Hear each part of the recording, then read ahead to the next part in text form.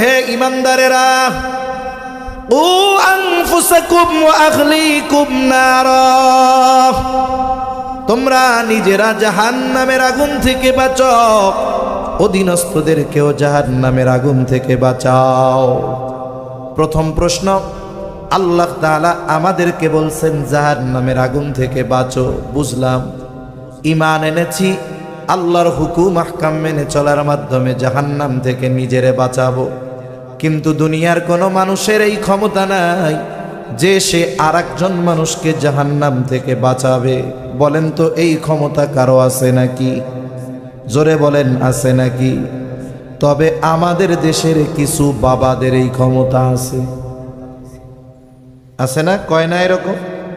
বাংলাদেশে একটা মতবাদ আছে, তারা বলে জান্নাতে যাওয়ার জন্য মুসলিম হওয়া লাগে না, ঈমান লাগে না। নাউজুবিল্লাহ বলেন। আবার কিছু বাবা আছে যারা হেদায়েতের টেন্ডারি নিয়ে নিছে, আছে না নাই? আবার কিছু লোক আছে বলে আমার মার্কায় ভোট দিলে জান্নাত নিশ্চিত, আছে না নাই?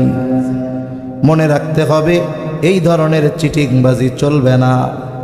কারণ জান্নাতে নেওয়ার ক্ষমতা, হেদায়াত দেওয়ার ক্ষমতা আল্লাহ তাআলা সারা পৃথিবীর মধ্যে যদি একজন মানুষকে দিত, তিনি হতেন মুহাম্মাদুর রাসূলুল্লাহ।